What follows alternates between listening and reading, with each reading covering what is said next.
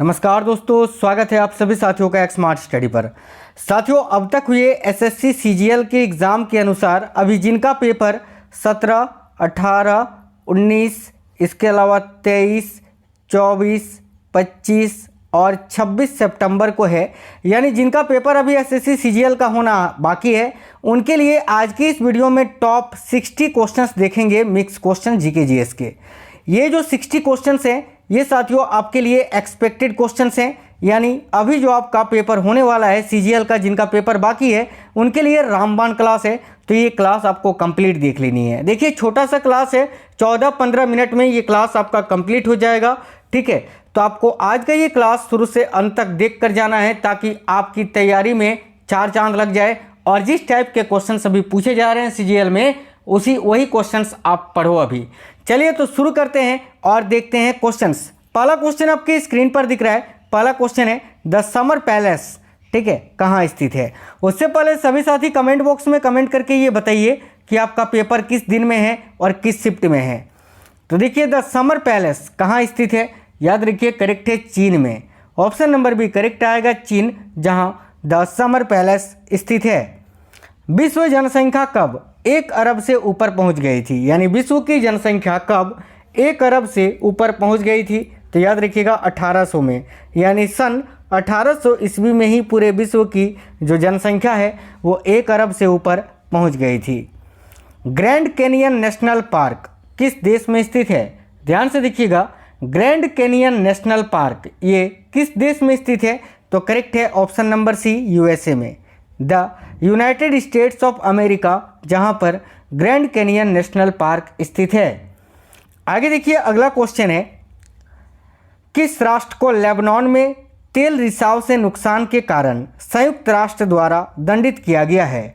तो याद रखना, किस राष्ट्र को लेबनान में तेल रिसाव से नुकसान के कारण संयुक्त राष्ट्र द्वारा दंडित किया गया है, तो याद रखना इजराइल को। ऑप्शन नंबर सी करेक्ट है। किस काल की लिपि को चित्राक्षर लिपि कहा जाता है, यानी इनमें से कौन सा वो काल है जिस काल की लिपि को चित्राक्षर लिपि कहा जाता है, याद रखिएगा सिंधु काल की लिपि को। राइट है ऑप्शन नंबर बी, सिंधु काल। अगला है उच्च स्तरीय इंडियन स्कूल ऑफ बिजनेस, यानी ISB, Indian school of business, ये कहाँ स्थित है। तो याद रखिए राइट है ऑप्शन नंबर डी, हैदराबाद में। आगे देखिए, इंदिरा गांधी राष्ट्रीय मुक्त विश्वविद्यालय की स्थापना कब हुई थी। तो देखिए, इंदिरा गांधी राष्ट्रीय मुक्त विश्वविद्यालय यानी Indira Gandhi national open university, ठीक है, इग्नू की स्थापना कब हुई थी, याद रखिए 1985 में, 1985 इस क्वेश्चन का करेक्ट आंसर होगा। इनमें से किस पर्वतीय स्थल का नाम का अर्थ है वज्रपात स्थल, यानी इनमें से वो कौन सा पर्वतीय स्थल है जिसके नाम का अर्थ होता है वज्रपात स्थल। तो याद रखिए दार्जिलिंग का, दार्जिलिंग जो कि पश्चिम बंगाल में स्थित है, जो कि एक पर्वत पर स्थित है, पहाड़ी इलाका है ये दार्जिलिंग पूरा, ठीक है। और इसका जो नाम है दार्जिलिंग, इस नाम का अर्थ होता है वज्रपात स्थल। अगला है नव नालंदा महाविहार किसके लिए विख्यात है। तो देखिए, नव नालंदा महाविहार जो है ये पाली अनुसंधान संस्थान के लिए विख्यात है। राइट है ऑप्शन नंबर सी। आगे देखिए, वीरभूमि किससे संबंधित है। तो साथियों, वीरभूमि जो है ये किससे संबंधित है, याद रखना राजीव गांधी जी का समाधि स्थल है वीरभूमि, ठीक है। राइट आएगा option number A, Rajiv Gandhi. Deoghar में स्थित प्रसिद्ध शिव मंदिर का निर्माण किस शासक द्वारा करवाया गया था। तो देवघर में स्थित प्रसिद्ध शिव मंदिर जो है इसका निर्माण किस शासक के द्वारा कराया गया था। राइट है ऑप्शन नंबर सी, राजा पूरनमल के द्वारा। अगला है पैगंबर मोहम्मद के जन्मदिन के उपलक्ष्य में कौन सा त्यौहार मनाया जाता है। याद रखिएगा, पैगंबर मोहम्मद के जन्मदिन के उपलक्ष्य में कौन सा त्यौहार मनाया जाता है, तो ईद उल मिलादुल नबी।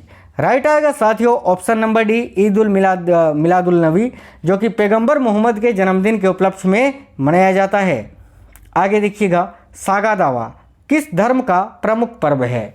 तो देखिए, ये जो सागा दावा पर्व है ये किस धर्म के लोगों का पर्व है, तो याद रखिएगा बौद्धों का। ऑप्शन नंबर डी, बौद्ध धर्म के लोगों का। आगे देखिए, वेदांत किसे कहा गया है।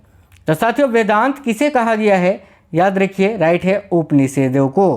करेक्ट है ऑप्शन नंबर डी, उपनिषेदों को। आगे देखिए, कांगड़ा चित्रकला शैली का संबंध किस राज्य से है। वेरी वेरी इंपॉर्टेंट क्वेश्चन है। देखिए, कांगड़ा चित्रकला शैली का संबंध किस राज्य से है, याद रखिए करेक्ट है हिमाचल प्रदेश से, ऑप्शन नंबर सी। आगे देखिए नेक्स्ट है, मुगल शैली के विश्व प्रसिद्ध चित्र बैलगाड़ी का चित्रण किसने किया था? तो साथियों मुगल शैली के विश्व प्रसिद्ध चित्र बैलगाड़ी, इसका चित्रण किसने किया था? याद रखिए अबुल हसन ने। राइट है option number C, Abul Hasan. किस वाद्य यंत्र वादक को पद्मश्री से लेकर भारत रत्न तक के सभी राष्ट्रीय सम्मानों से अलंकृत किया जा चुका है? तो याद रखिए करेक्ट है बिस्मिल्लाह खान को। राइट है साथियों ऑप्शन नंबर सी, बिस्मिल्लाह खान, जो कि मशहूर शहनाई वादक थे। बस्तर में डंडारी नृत्य किस त्योहार पर आयोजित होता है? तो देखिए बस्तर में डंडारी नृत्य जो है ये होली के त्योहार पर आयोजित किया जाता है। राइट है ऑप्शन नंबर ए, होली। अगला क्वेश्चन है, गढ़वाल क्षेत्र के लोक नृत्यों में कौन सा उस समय किया जाता है जब हाल ही में विवाहित लड़की प्रथम बार अपने मायके आती है? तो याद रखिए झुमेला, ऑप्शन नंबर सी। आगे देखिए कलमकारी लोक कला का संबंध किस राज्य से है?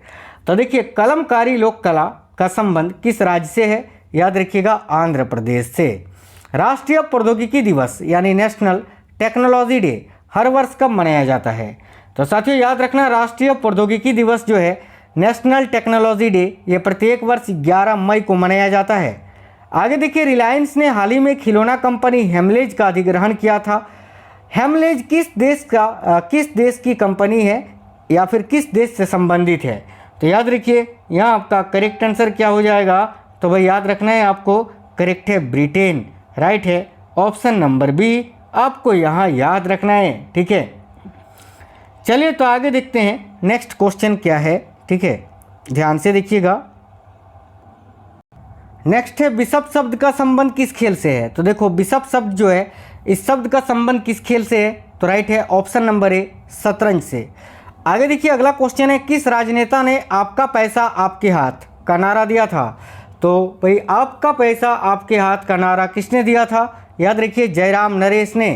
अगला है, रेडियो प्रसारण का नाम ऑल इंडिया रेडियो कब रखा गया? साथियों याद रखना है रेडियो प्रसारण का नाम ऑल इंडिया रेडियो कब रखा गया था? तो याद रखिए करेक्ट है ऑप्शन नंबर ए, 1936 में। अगला भारतीय जीवन बीमा निगम यानी LIC की स्थापना कब हुई थी? तो भाई LIC की स्थापना 1 सितंबर 1956 में हुई थी और इसका मुख्यालय जो है वो आपका मुंबई में है। जैविक डीजल का सबसे बड़ा उत्पादक देश या उत्पादक कौन है?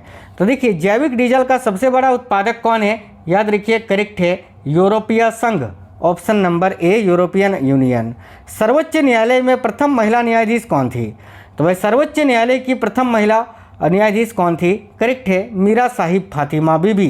करेक्ट है ऑप्शन नंबर बी। नेक्स्ट है झांसी की रानी के रचनाकार कौन है? तो भाई झांसी की रानी के रचनाकार कौन है? तो साथियों राइट है Subhadra Kumari Chauhan, option number B. अगला, यदि भारत संघ के एक नए राज्य का सृजन करना हो तो संविधान की निम्नलिखित अनुसूचियों में से किस एक को अवश्य संशोधित किया जाना चाहिए? तो राइट है पहली। ठीक है, पहली अनुसूची को। अगला 111वां संविधान संशोधन विधेयक किससे संबंधित है? तो देखिए इस क्वेश्चन के लिए आपका करेक्ट आंसर क्या हो जाएगा? तो भारत और बांग्लादेश के बीच भूमि सीमा करार से। अगला, बम्बई मद्रास तथा कलकत्ता उच्च न्यायालयों की स्थापना कब हुई थी? तो भाई बम्बई मद्रास तथा कलकत्ता उच्च न्यायालयों की स्थापना कब हुई थी? तो देखिए इस क्वेश्चन के लिए करेक्ट आंसर आपका क्या हो जाएगा? याद रखिए राइट आंसर है साथियों ऑप्शन नंबर सी, 1861 में। ठीक है, आगे देखिए किस प्रधानमंत्री के कार्यकाल में सबसे अधिक अविश्वास प्रस्ताव स्वीकार किए गए थे? तो राइट है नरसिम्हा राव के समय में। अगला है, उत्तरी भारत में भूमिकर व्यवस्था का प्रवर्तक किसे कहा जाता है? तो उत्तरी भारत में भूमिकर व्यवस्था का प्रवर्तक किसे कहा जाता है? याद रखिए थॉमस मुनरो को। नेक्स्ट है, पंजाब में सिख राज्य के संस्थापक कौन थे?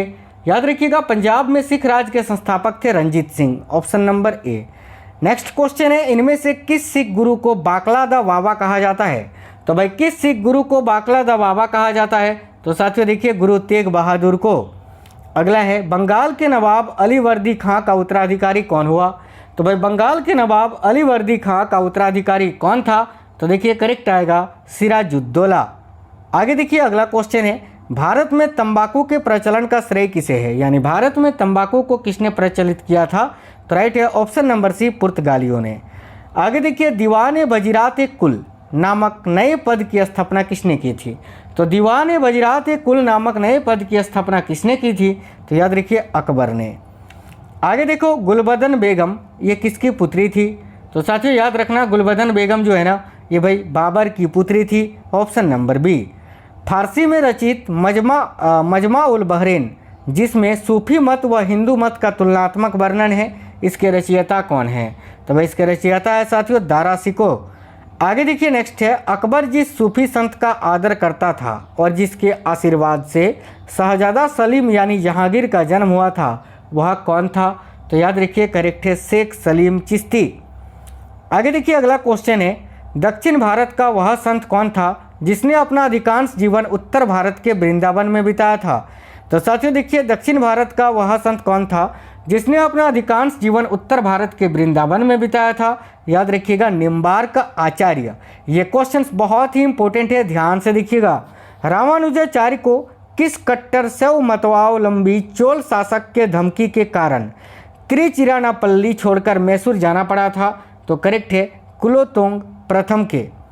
आगे देखिए नेक्स्ट है विजयनगर, यहाँ विजयनगर होगा। विजयनगर काल में ग्रामीण शासकीय इकाई पर शासन के लिए 12 व्यक्तियों को नियुक्त किया जाता था, जिसे क्या कहा जाता था? बहुत ही इंपॉर्टेंट क्वेश्चन है, याद रखना आयंगर। देखिए, हरिहर एवं बुक्का ने जिस संत के प्रभाव में आकर विजयनगर राज्य की स्थापना की, उसका नाम क्या था? देखिए, हरिहर बुक्का ने 1336 ईस्वी में विजयनगर साम्राज्य की स्थापना की थी। किस संत के प्रभाव में आकर ये पूछ रहा है? तो याद रखना माधव विधारण्य। ठीक है, माधव विधारण्य के प्रभाव में आकर। आगे देखिए, नालंदा विश्वविद्यालय के विनाश का कारण क्या था? तो नालंदा विश्वविद्यालय का विनाश किया था बख्तियार काकी खिलजी ने, जो कि मुसलमान था। तो राइट है ऑप्शन नंबर ए मुसलमान। अलाउद्दीन खिलजी के आक्रमण के समय देवगिरी का शासक कौन था? बहुत ही इंपॉर्टेंट क्वेश्चन है, याद रखिएगा रामचंद्र देव। अगला है, उत्तरी भारत की प्रथम मुस्लिम महिला शासक, दिल्ली पर राज करने वाली प्रथम महिला शासिका कौन थी? तो करेक्ट आएगा रजिया सुल्तान। आगे देखिए, रावण की खाई, 10 अवतार, कैलाश गुफा मंदिर आदि कहाँ मिलते हैं? तो साथियों याद रखिए करेक्ट है एलोरा में। चलिए आगे देखिए नेक्स्ट है, प्रशासन के क्षेत्र में चोल राजवंश का मुख्य योगदान क्या है? तो याद रखिएगा प्रशासन के क्षेत्र में चोल राजवंश का मुख्य योगदान क्या है? तो सुसंगठित स्थानीय स्वशासन। आगे देखिए, एडवर्ड जेनर किस रोग से जुड़े हुए हैं? तो भाई एडवर्ड जेनर जिन्होंने चेचक के टीके की खोज की थी। राइट है ऑप्शन नंबर ए चेचक। खुराना यानी हरगोविंद खुराना को किस आविष्कार के लिए सम्मानित किया गया था? तो साथियों याद रखना जीन संश्लेषण के लिए। नेक्स्ट है, हरित बाली रोग किस फसल से संबंधित है? तो देखिए, हरित बाली रोग जो है ये भाई बाजरा से संबंधित है, बाजरा को प्रभावित करती है। लाइकेन में कवक और शैवाल के मध्य सहजीवी संबंध क्या कहलाता है? तो भाई लाइकेन में कवक और शैवाल के मध्य जो सहजीवी संबंध होता है वह क्या कहलाता है? तो साथियों याद रखना हेलिटिज्म, हेलिटिज्म कहलाता है। आगे देखिए, एड्स का कारण क्या है? तो देखिए, एड्स किसके कारण होता है? तो T4 लिम्फोसाइट की कमी के कारण, ऑप्शन नंबर ए। आगे देखिएगा, बेंगुला धारा ये किस प्रकार की धारा है? तो देखिए, बेंगुला धारा जो है ये एक ठंडी महासागरीय धारा है, याद रखना। अगला है, आटाकामा मरुस्थल किस दक्षिण अमेरिकी देश में है? तो देखिए, आटाकामा मरुस्थल जो है ये किस दक्षिण अमेरिकी देश में है? याद रखिएगा चिली में, option number A Chile. Next है, किस महाद्वीप का क्षेत्रफल सबसे कम है? याद रखिएगा करेक्ट है ऑस्ट्रेलिया महाद्वीप का, ऑप्शन नंबर बी। अगला है, सर्वाधिक ऊंचाई पर स्थित नौकायान झील कौन सी है? ये क्वेश्चन बहुत ज़्यादा पूछा जाता है। याद रखिए, सर्वाधिक ऊंचाई पर स्थित जो नौकायान झील है वह है टिटिकाका झील। अगला है, टी मापक यानी टी स्केल पर इनमें से किसका मापन किया जाता है? तो देखिए, टी स्केल पर किसका मापन किया जाता है? याद रखना चक्रवातों की शक्ति का, ऑप्शन नंबर सी। वातावरण में सबसे ज़्यादा ओजन का संकेंद्रण होता है कहाँ? तो वातावरण में सबसे ज़्यादा ओजन का संकेंद्रण कहाँ होता है? याद रखिएगा समताप मंडल में, ऑप्शन नंबर सी करेक्ट होगा। देखिए, अंतिम क्वेश्चन है, यूरोप में आल्प्स, उत्तरी अमेरिका में रॉकीज तथा दक्षिणी अमेरिका में एंडीज किसका उदाहरण है? तो साथियों ये सभी बलित पर्वत के उदाहरण हैं, ऑप्शन नंबर ए। आप लोग कमेंट बॉक्स में बताइए कि आपका पेपर सीजीएल का अभी कब है और किस शिफ्ट में है। वीडियो अगर अच्छी लगी है तो साथियों एक लाइक जरूर करना और अपने सभी दोस्तों तक इस वीडियो को शेयर करना। चलिए तो मिलेंगे आपसे नेक्स्ट वीडियो में, तब तक बिल्कुल स्वस्थ रहें। जय हिंद साथियों, वंदे मातरम।